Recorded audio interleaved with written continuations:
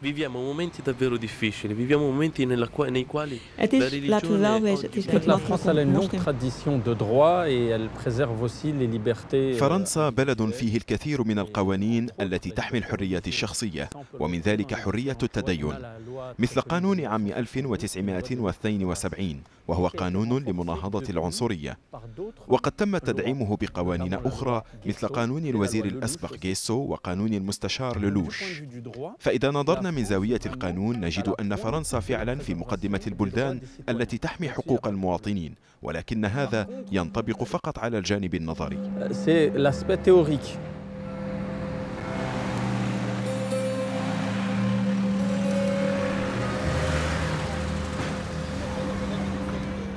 تقيم في فرنسا أكبر أقلية مسلمة في أوروبا، وفيها كذلك اليوم نقاش حاد تشابكت أطرافه حول الموضوع الإسلامي. ففي بلد اللائكية الأول يتم النص على المساواة بين المواطنين في الدستور بقطع النظر عن الدين أو أي اختلاف آخر، كما تحرم العنصرية وتجرم اللاسامية. ولكن في هذا البلد أيضا تصدر قوانين تمنع الحجاب في الثانويات.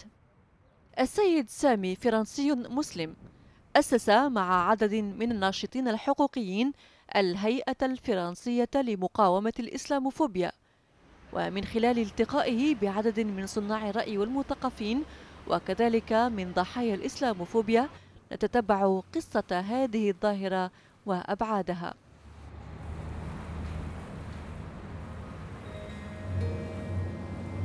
Paris, c'est ma ville.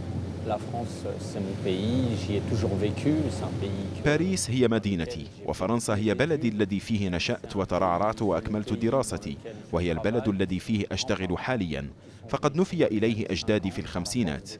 واليوم على الرغم من إحساسي العميق بانتمائي لهذا البلد، وعلى الرغم من نشأتي في ربوعه ومن مساهمتي في نموه من خلال الدروس التي أقدمها للأطفال الفرنسيين، أحس في نظرة الناس من حولي من خلال الأخبار والخطابات التي تقال هنا وهناك، وهو إحساس أتقاسمه مع الكثير من الفرنسيين الذين اعتنقوا الإسلام، لأنهم يشعرون دائما وأبدا أنهم مستهدفون لأنهم مسلمون. إنه من الصعب أن تقبل أن تكون غريبا في بلدك. C'est très difficile de se sentir étranger dans son propre pays.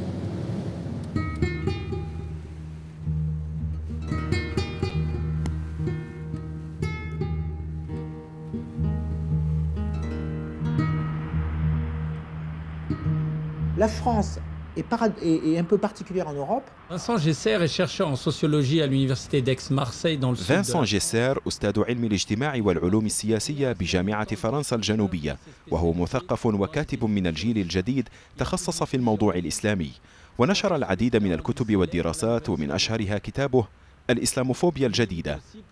وهو ناشط كذلك في مجال حقوق الإنسان، ويشارك باستمرار في برامج تلفزيونية حول الحضور الإسلامي في أوروبا وخاصة في فرنسا. La France est un peu particulière en Europe parce que c'est le pays où il y a le plus de musulmans de la nationalité du pays, français. C'est le pays où on a poussé le plus loin la reconnaissance de l'islam. On a créé un conseil français du culte musulman. C'est le pays où le chef de l'État, les ministres et les préfets entretiennent le plus de relations avec les associations musulmanes. C'est le pays où même le Front National, qui est un parti d'extrême droite, considère qu'on peut être musulman et français. Vous n'entendrez jamais Jean-Marie Le Pen. Je vous défie de dire qu'on ne peut pas être musulman et français. Mais c'est en même temps le pays où on va dire « t'es musulman, mais quand même ta religion elle pose problème ». Donc c'est un paradoxe. Pourquoi des jeunes filles peuvent être en dehors de l'école? C'est parce que dans un certain nombre d'écoles, elles ont contrevenu à la loi qui est de dire on peut être musulmane, porter le voile ou le foulard en dehors de l'école, mais à l'intérieur de l'école, eh bien, on le masque. Imaginez que j'arrive dans ma mairie avec ça sur le front. Ça serait choquant. Ben, je peux avoir une religion, mais je la mets sous ma chemise. Donc en l'occurrence, là, ce n'est pas de l'islamophobie, c'est simplement le respect de la loi.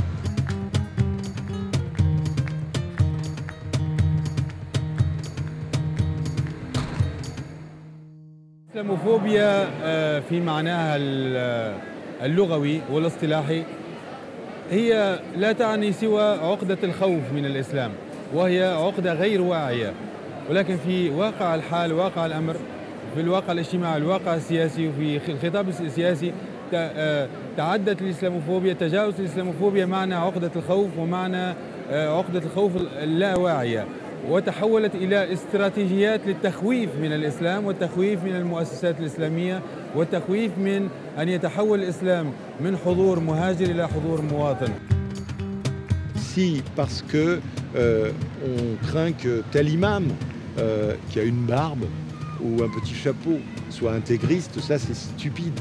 Je crois qu'il est important que l'on puisse rappeler que la France a des règles, qu'elle a une loi et que tout le monde doit la respecter.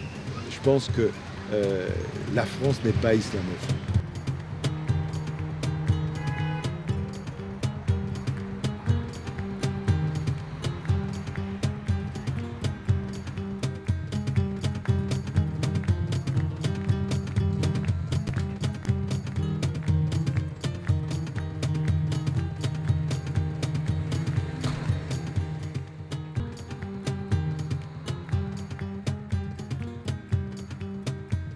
السيد فيليب فال رئيس تحرير صحيفة شارلي إبدو الساخرة، وقد اشتهرت بإعادة نشرها للكاريكاتير الدنماركية، ولأجل ذلك أحيلت على القضاء بعد أن تقدم اتحاد المنظمات الإسلامية في فرنسا بشكوى رسمية، ولكن القضاء حكم بتبرئة الجريدة من تهمة الإساءة للإسلام.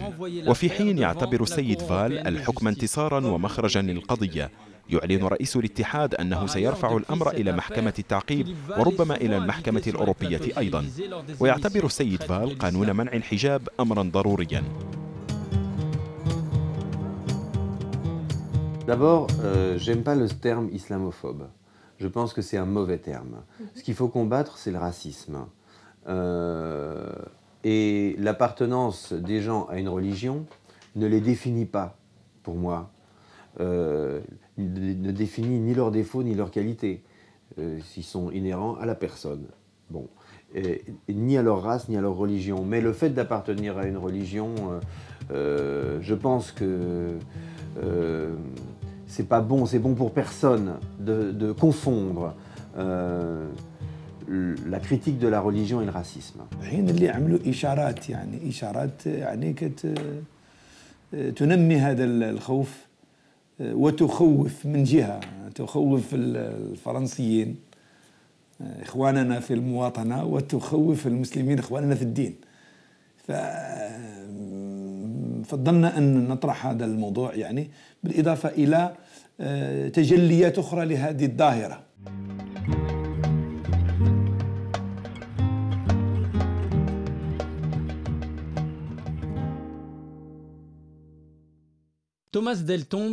السيد توماس ديل تومب صحفي وباحث لامع في قضايا الإعلام، وقد أصدر العديد من الكتب والبحوث، واشتهر بكتابه صورة الإسلام من خلال الإعلام، وهو عبارة عن دراسة ميدانية وتحليلية ل30 سنة من البرامج التلفزيونية بين سنتي 1975 و2005. بين خلالها كيف ساهمت هذه البرامج في صناعة الخوف من الإسلام في فرنسا. Je pense qu'il faut avoir une réflexion assez profonde sur ce que c'est que l'islamophobie. Moi, ma vision de l'islamophobie, c'est que c'est à la limite un sentiment ou un phénomène qui est compréhensible, puisqu'il découle d'une histoire. C'est-à-dire qu'on ne s'émancipe pas facilement des représentations mentales dont on a hérité des générations précédentes. C'est-à-dire que la peur de l'islam est un phénomène très ancien.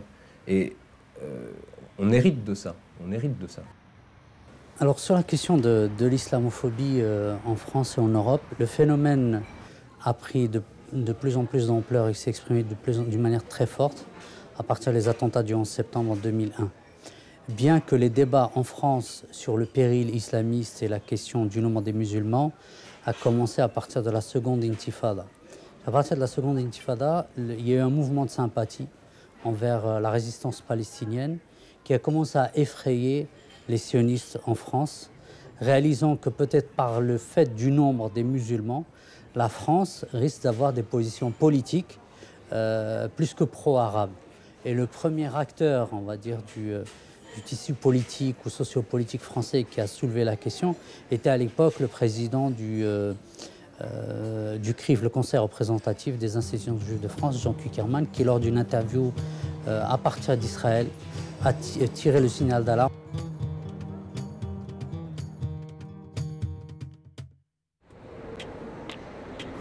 Bon, alors, il y a plusieurs manières d'aborder en fait, une action contre un acte de discrimination. Alors, il faut savoir que dans le code pénal, l'acte discriminant telle personne pour ses convictions religieuses, pour ses origines ethniques ou simplement pour ses convictions personnelles est constitutif d'une infraction, c'est un délit qui peut être donc réprimé. Quoi qu'il en soit, en matière de discrimination, il y a d'autres stratégies judiciaires qui se situent plus au niveau d'une optique de réintégration de la personne dans son droit, tel que le fait de retrouver le travail qu'elle a perdu dans le cadre d'un licenciement, lorsque éventuellement elle aurait été licenciée en raison de ses origines ou de ses convictions religieuses. Et parallèlement, on peut porter plainte pour discrimination ou pour racisme également.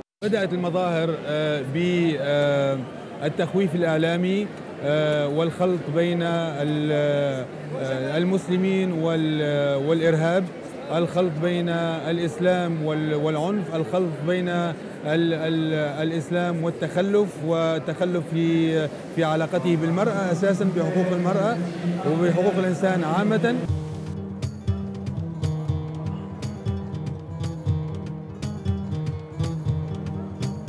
Éric Raoult est l'ancien vice-président de l'Assemblée nationale et actuellement il est député. السيد إريك راول نائب رئيس البرلمان الفرنسي وأحد نواب التجمع من أجل الجمهورية، وهو حزب الرئيس ساركوزي، وهو عمدة مدينة رانسي، إحدى الضواحي الباريسية التي شهدت تحركات خلال أحداث 2005.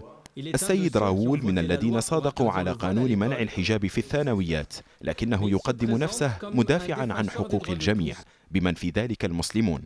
Et notamment de ceux des musulmans. Les choses se sont beaucoup améliorées entre la situation d'il y a 10 ans, où des jeunes venaient nous voir dans notre mission locale pour l'emploi en disant « Dès qu'on voit mon prénom dans une entreprise, on refuse mon curriculum vitae, on ne veut pas me donner de stage. » Et aujourd'hui, de voir que le prénom du garde des Sceaux, c'est pas Albin, mais Rachida, montre que les choses ont quand même beaucoup évolué. مظاهر الإسلاموفوبيا موجودة يعني موجودة على كثير من المستويات، يعني على المستوى السياسي والمستوى الثقافي والمستوى الإعلامي موجود، يعني هذا ما يمكن ينكره أحد، حتى رئيس الدولة نفسه اعترف بهذا يعني في عدة خطابات رسمية قال أن الإسلاموفوبيا موجودة ولا يمكن أن نسمح بوجودها وانتشارها.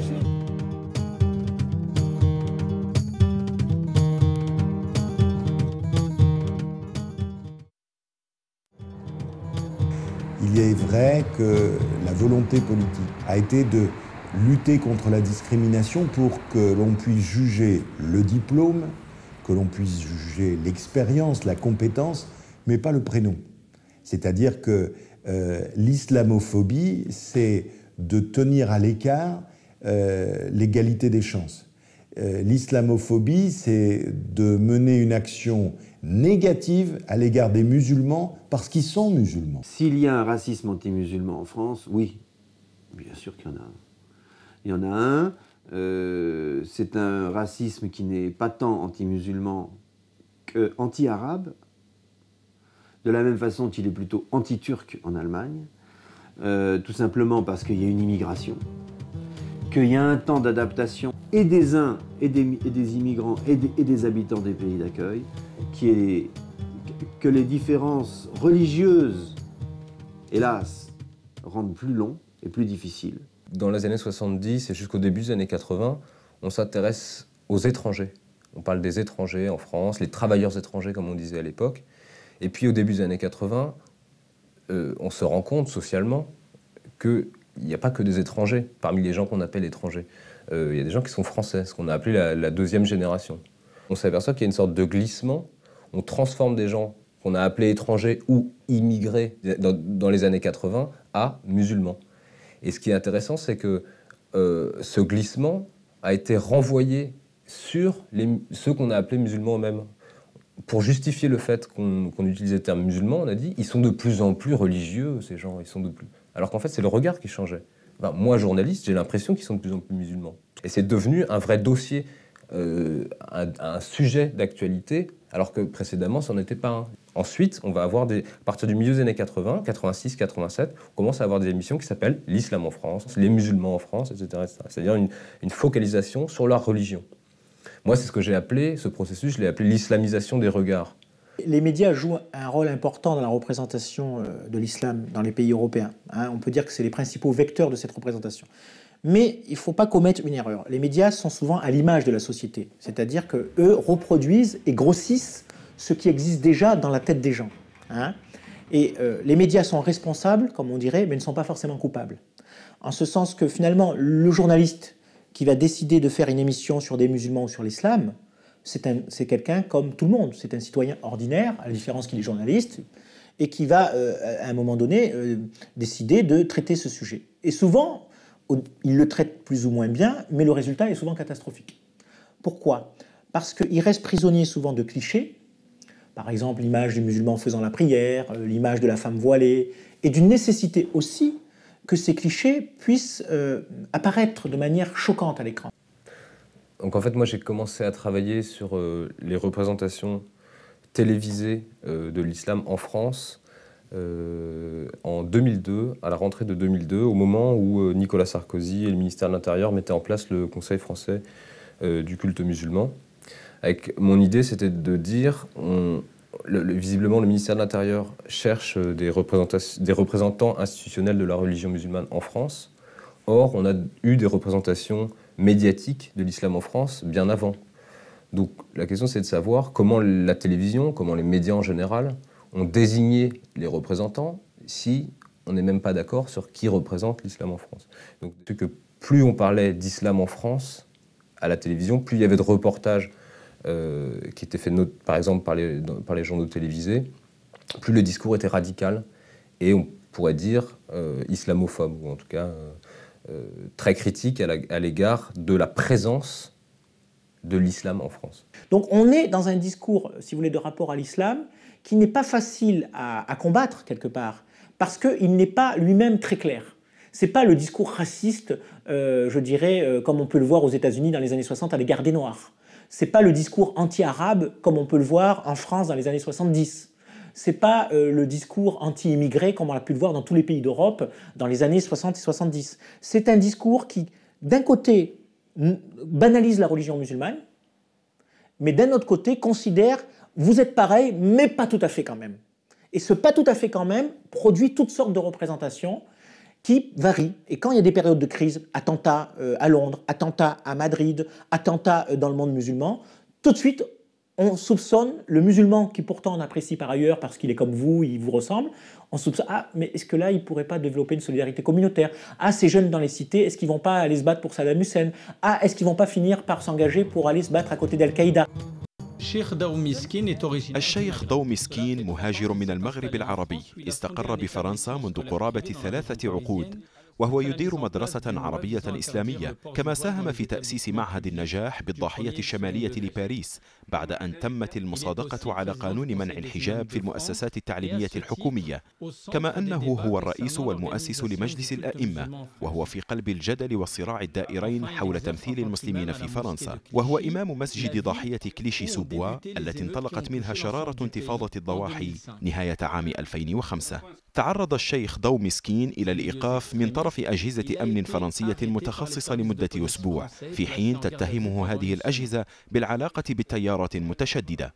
ومن جهته فإن الشيخ ضو مسكين يعتبر إيقافه استهدافا لتعطيل الاعتماد الرسمي لمعهد النجاح الذي أسسه. يعني أن الإعلام أحيانا إذا اشتغل عليه اشتغالا جيدا يمكن أن يكون في بعض الملفات غير موجه للمسلمين. في ملف المدرسة رأينا الإعلام هو إيجابي وليس سلبي، وفي موضوع مجلس الأئمة كذلك المقالات التي صدرت على مجلس الأئمة كلها هي إيجابية وليس سلبية. فالتصور المطلق أن كل الإعلام هو موجه ضد المسلمين الحقيقة صورة غير صحيحة.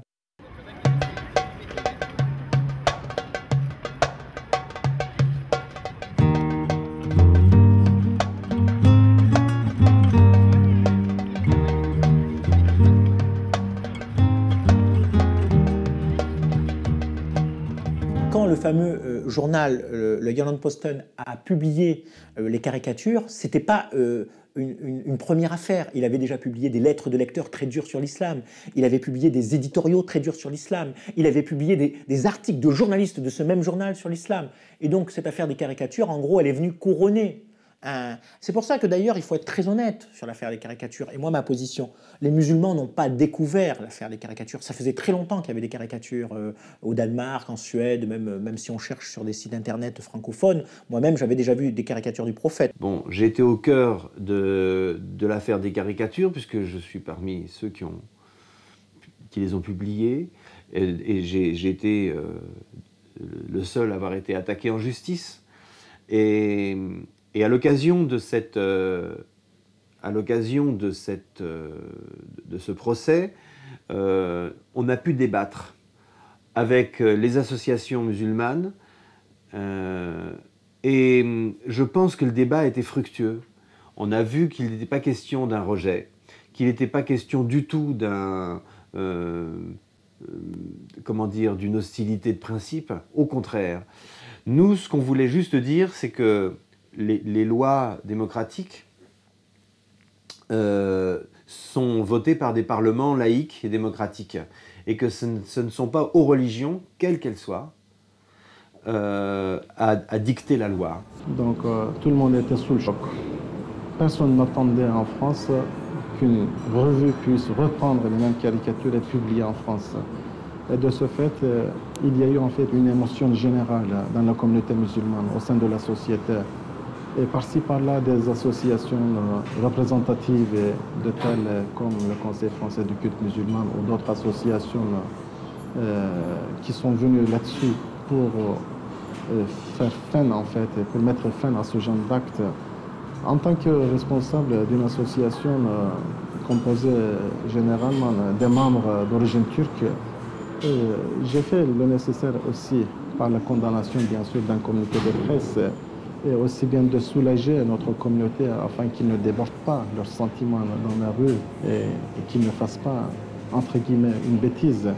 شيراك قال لما كان هو انذاك صدرت هذا الرسوم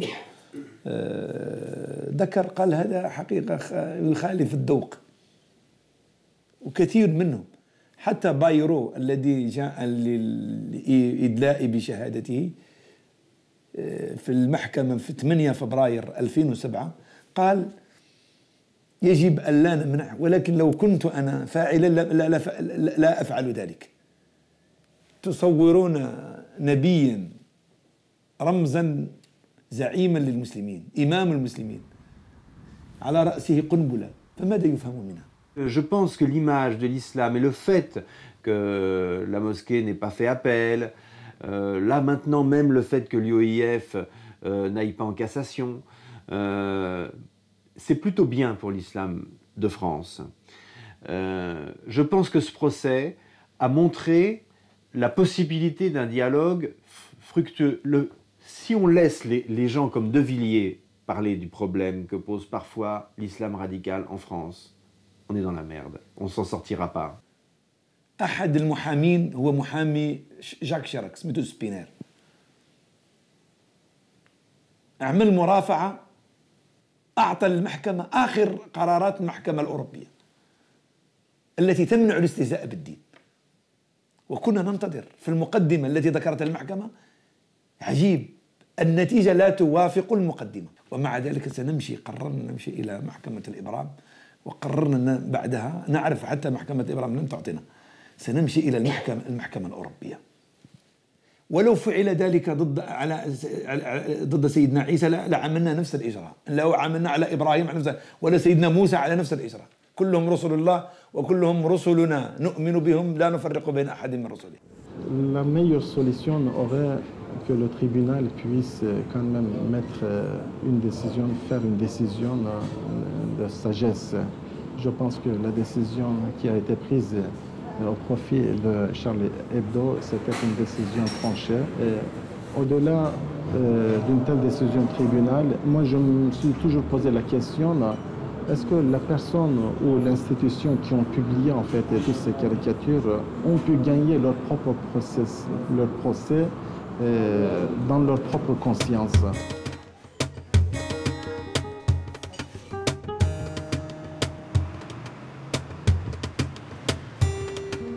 un musulman ne pourra devenir pleinement citoyen européen que lorsqu'il aura laissé un peu de son islam à la porte, ou dans le garage, ou dans le grenier. Mais que tant qu'il gardera un peu cette pratique, eh bien, il y aura toujours un peu des risques de problèmes, des risques de confrontation avec l'idéal d'universalité et de citoyenneté. الوضع الحالي يقتضي أنه لا يمكن إخراج الإسلام من هذه البلاد أو من أوروبا. يعني الإسلام صار حقيقة واقعية، صار مكون أساسي من مكونات الساحة الفرنسية بصفة خاصة والساحة الأوروبية بصفة عامة. إذن أتصور أن الخطة المتبعة هي أن الإسلام سيبقى، ولكن الإسلام الذي تريده أوروبا وليس الإسلام الذي جاء به المسلمون. هذه هي الإشكالية في هذا الإطار.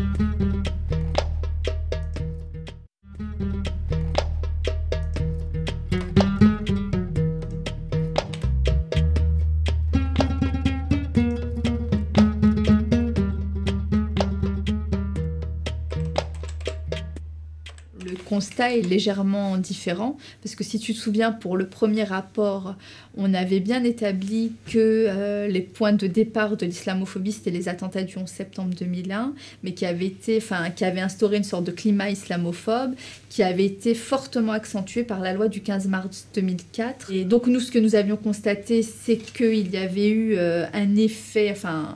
des effets pervers, dans la mesure où cette loi avait trouvé application dans des secteurs autres que celui d'application initiale. Ouais. Elle a dépassé le champ de l'enseignement public, puisqu'on l'a retrouvée dans les loisirs, avec une interdiction d'accès à un bowling, on l'a retrouvée au sein des banques, avec interdiction d'accès également avec port du foulard, dans le domaine de l'emploi, avec, on va dire, peut-être une légère tendance à la baisse qui s'inscrit dans un mouvement général de baisse du racisme. Donc le phénomène de l'islamophobie, on remarque bien aussi qu'il ne concerne pas uniquement. إن ظاهرة الإسلاموفوبيا لا تعني فرنسا فقط، ولكنها تنتشر في أوروبا كذلك. ومن الهام للغاية معرفة موقف المؤسسات الأوروبية كالمجلس الأوروبي وهيئة الاتحاد. لقد تم الاتصال بنا أخيرا من طرف مكتب الأمم المتحدة لحقوق الإنسان في جنيف، وهم يرغبون في اللقاء بنا حول الموضوع فيما يتعلق بفرنسا. إنه من الأهمية عرض تقريرنا هذا عليهم والنظر في إمكانية التنسيق للقيام بتحركات على المستوى الأوروبي. Il n'y a pas d'interdiction professionnelle concernant les musulmans. Ceux qui vous disent ça exagèrent, ça c'est clair. Il n'y a pas d'enquête professionnelle très stricte ou dans laquelle il est marqué si ce personne est musulman, vous ne l'engagez pas. Mais pourtant, dans la réalité, dans les pratiques, on s'aperçoit que quand un musulman fait la prière ou quand il fréquente certaines associations musulmanes, il peut avoir une petite remarque discrète pour qu'il ne soit pas engagé ou qu'on ne lui donne pas cette responsabilité dans un secteur stratégique. Je dirais que c'est une discrimination, sans vouloir faire de jeu de mots, qui est voilée, qui est latente, qui n'est pas franche. خرجت كثير من الكتب والمقالات التي تحدثت عن هذا، آخرها مقال ما كتبه باحثان أمريكي وفرنسي، وأعطوا المثال الأول هو مثال عمال مطار رواسي الذين سحبت رخص شغلهم ودخولهم للمطار، ولا تهمة توجه لهم إلا لأنهم من المسلمين الذين يقيمون الصلاة. وذكروا المثال الثاني وهو مثال مدرسة النجاح التي لا اعتراض عليها، وأن اتهام الإرهاب وكذا هذه معروفة أنها ملفقة، ولكن القصد هو تعطيل المدرسة بعض الشيء حتى ينظر ربما متى تدعم. Il y a différentes manières d'envisager les luttes contre les discriminations, sachant qu'il y a deux actions judiciaires qui peuvent être parallèles, une pénale, une civile, une administrative également. Notamment c'est ce qui s'est passé pour les bagagistes de Roissy qui ont été licenciés suite au retrait de leur carte d'accès à l'aéroport de Roissy. Leur avocat a fait ce qu'on appelle un référé suspension. Un référé suspension, c'est une requête qui est faite auprès du tribunal administratif pour demander à ce que la décision administrative de retrait de leur carte soit suspendue au motif qu'il y a une urgence et qu'il n'a pas accès à son travail, qu'il ne peut pas être rémunéré, qu'il ne peut pas avoir de travail. Donc, et surtout que l'acte en lui-même, l'acte administratif, est illégal dans le sens où il ne repose sur aucun fondement juridique et que là, l'avocat peut très bien dire là, il y a un acte de discrimination. Mais là, concernant la discrimination en tant que telle, il peut porter plainte parallèlement. أنا كنت في أنا إمام مسجد في كليشي سوبوا فجاني أحد المسلمين أعرفه وأولاده من الممتازين في الدراسة ويوم من الأيام جاءني باكيا ما بك قال لي أخذوا بنتي 8 سنوات ما التهمة قال لا أدري فسألته كيف تمت القصة قال لي دعيت إلى مركز الشرطة أنا وزوجتي وبنتي عمرها 8 سنوات تدرس في المدرسة الابتدائية فرقونا في الغرف كل واحد سأله وحده ثم قالوا لي سنكلمك في منتصف الليل حتى ترجع تأخذ البنت. رجعت للبيت وانتظر المكالمة فكلموني قالوا لا ستبيت عندنا البنت وذلك اليوم لم يرها. فالقصة أساسه أن مديرة المدرسة اشتكت إلى السلطات أن البنت يأتيها بعض النعاس ربما لأنها صلت الصبح مع أهلها وصلاة الصبح هي مبكر إذن هي في عائلة متطرفة والبنت في خطر فبقى الأب يبكي والأم تبكي لمدة شهرين وجمع شهادات ليست إمضاءات شهادات مكتوبة من الجيران مسلمين وغير مسلمين لبيان حسن تعاملهم مع أولادهم وكذا فلما قدمها القاضي قال هذا يدل ما في أحد يستطيع يجمع 70 شهادة مكتوبة موثقة في حسن سير العائلة لابد هذا يكون قائد مجموعة كبيرة فهذا يثبت تهمة الإرهاب. S'il y a une volonté manifeste d'exclure, de faire une différence de traitement à l'égard de la religion, il s'agit à ce moment-là de l'islamophobie. Mais si on considère que une enseignante ne peut pas, ou une élève ne peut pas porter de voile à l'intérieur d'une école parce que la loi est venue le dire, ce n'est pas de l'islamophobie. Si je ne recrute pas une jeune femme dans le service des cantines parce qu'elle porte un voile, ça peut être de l'islamophobie. القانون يعني الذي صدر يعني هو صدر بطريقة تخفي الحقيقة. طريقة القانون يمنع الرموز الصارخة لأن مجلس الدولة الفرنسي كما تعلمون لا ليس مجلس الدولة المجلس الدستوري لما عرض عليه القانون بالتيرم فيزيبل واضحة رفض فوجدوا طريقة قالوا اوستونسيبل معنى صارخ وصارخ نحن كما تعلمون نحن لا نشجع البنات بأن يلبسوا حجاب الذي يلبس في باكستان. Un maire qui refuse de marier une jeune femme parce qu'elle porte le voile, c'est une voie de fait. On peut porter plainte contre lui, ça n'a rien à voir avec la laïcité. Il y a eu un cas dernièrement d'un maire qui a refusé de marier une personne au nom de la laïcité. On l'a menacé de porter plainte, il a finalement accepté de célébrer le mariage. Donc la laïcité, il ne faut pas l'utiliser à tort et à travers pour justifier des cas de discrimination. La HALT, qui est la haute autorité pour la lutte contre les discriminations et pour l'égalité, qui a émis un avis condamnant le refus de la part de l'administration de certains collèges et lycées en France de laisser les mères des élèves, les mères voilées des élèves accompagner les enfants, les élèves au cours des sorties. La HALT ayant estimé qu'il s'agit là d'un cas de discrimination. تأسست هيئة مقاومة الإسلاموفوبيا في أكتوبر سنة 2003. لقد قررنا الاجتماع وتنسيق الجهود وبعثنا هذه الهيئة لمواجهة تنامي الظاهرة. تتكون الهيئة الفرنسية لمقاومة الإسلاموفوبيا من 3 مجالات عمل رئيسية. لقد بدأ هذا الجهد يعطي ثماره بعد 4 سنوات فقط من انطلاقته. apporter des fruits en tout cas. Je gère le service juridique de l'association collective contre l'islamophobie en France. À travers ce service, nous recueillons les plaintes des victimes. Elles m'exposent les faits dont elles ont été victimes. Je qualifie les faits en droit, vérifie si ces faits sont susceptibles de tomber sous le coup de la loi. Et avec la victime, nous examinons les possibilités de recours, puisque notre association s'astreint à apporter des solutions aux litiges dont nous sommes saisis Mais s'il y a une solution amiable que nous pouvons privilégier, nous le faisons.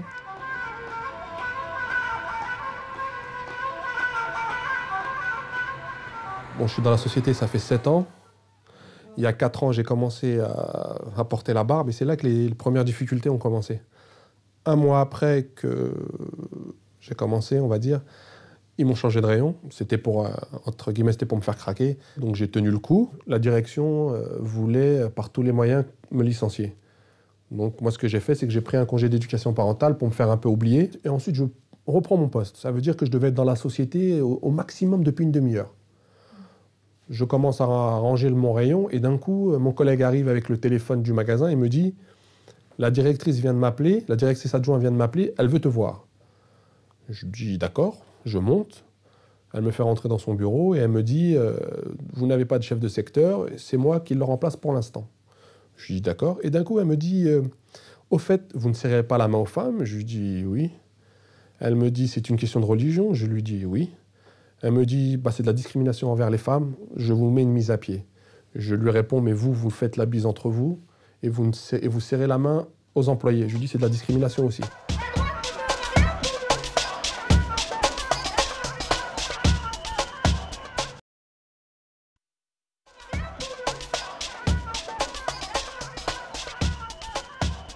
في صائفة 2005 كان المفروض يطرد 10 من الأئمة وتكلم الإعلام وخاصة أحدهم كان مستهدفا بالدرجة الأولى بتهمة التطرف والإرهاب وغير ذلك. واجتهد المجلس وأثيرت القضية في الإعلام في القنوات التلفزيونية الفرنسية ووقع الاتصال بالسلطات وجمعنا تسجيلاته من خطبه التي كان يسجلها وقلنا لهم بينوا لنا جملة واحدة فيها تطرف أو دعوة الإرهاب. أخرجنا بعض المنشورات التي كانت توزع وكانت ضد ما يشاع عن هذا الإمام. فهذا الاجتهاد مكن من منع طرد 10 من الأئمة على الأقل. فهي قضية دائمة، هذه قضية دائمة موجودة وستبقى وتتطور الأحداث حتى يصبح وضع الإسلام وضع طبيعي في فرنسا بعد 10 سنوات بعد 15 سنة الله أعلم.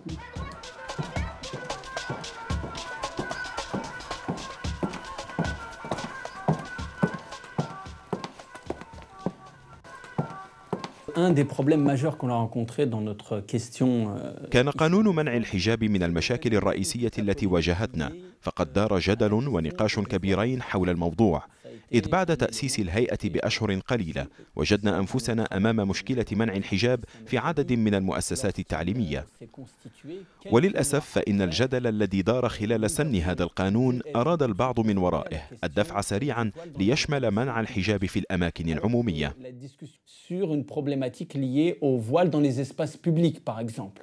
قانون الحجاب في فرنسا ما كان لهذا القانون أن يصوت عليه لو أن المسلمين أدركوا من أول الأمر أنه فيه يعني تدبير وفيه حشد وراء هذه العملية.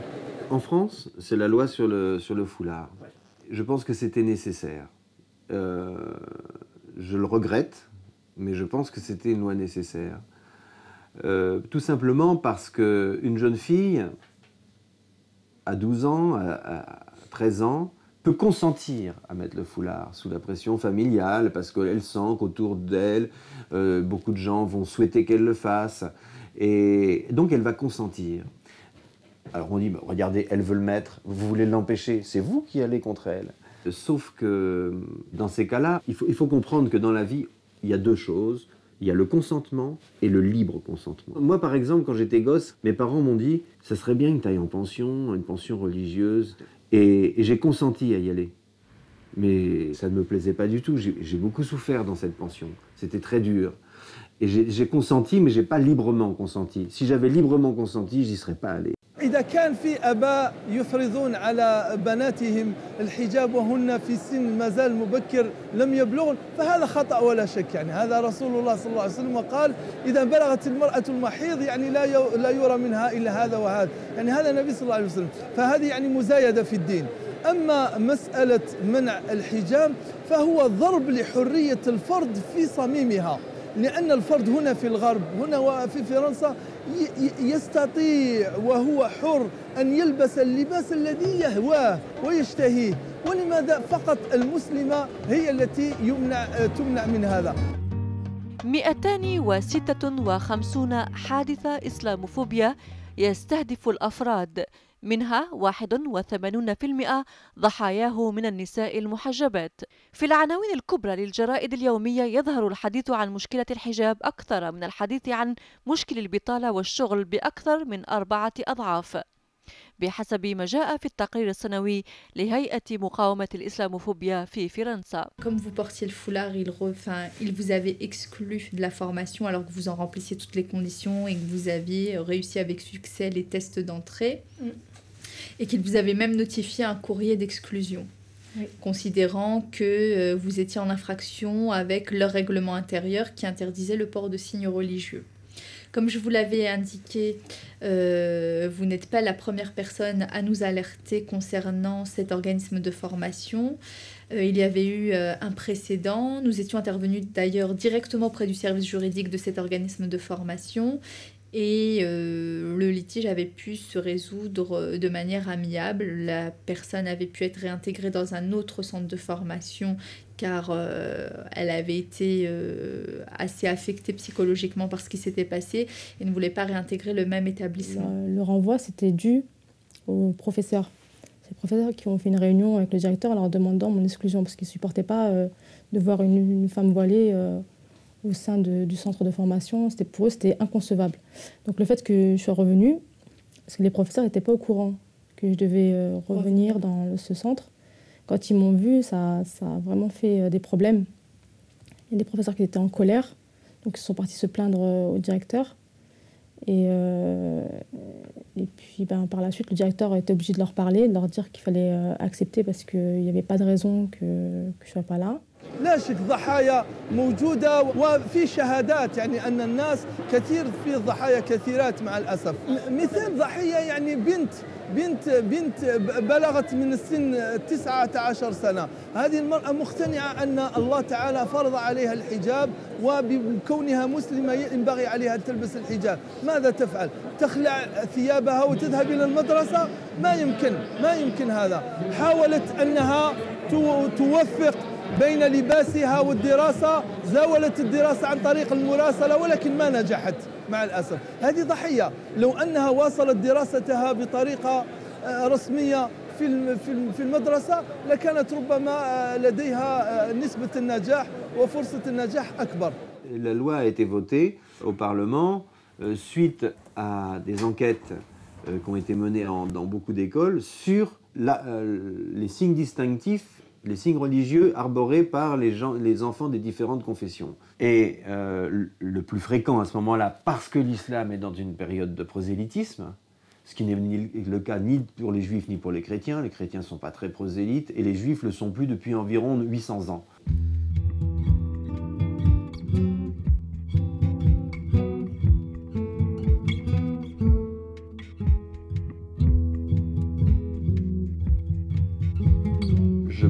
Je pense le contraire de Geert Wilders.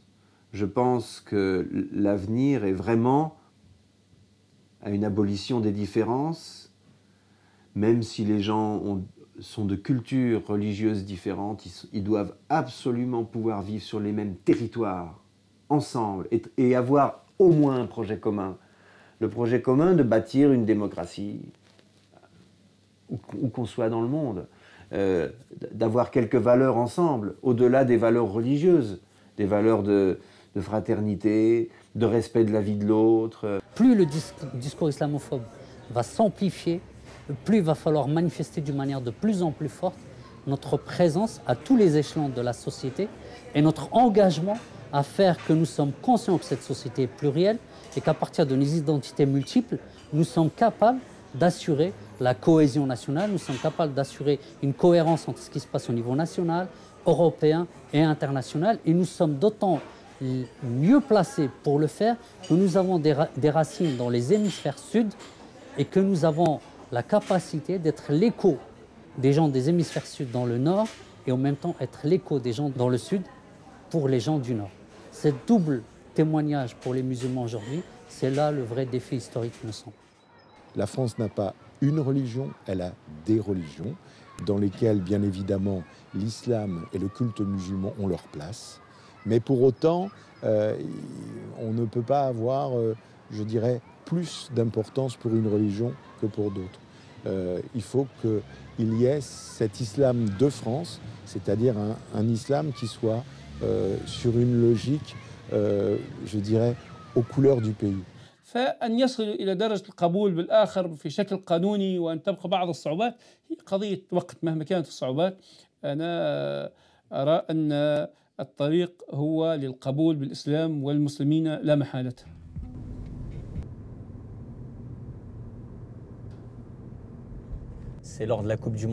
لقد كان فوز فرنسا بكأس العالم سنة 1998 انتصارا لفرنسا اليوم بتنوع ثقافاتها وألوانها.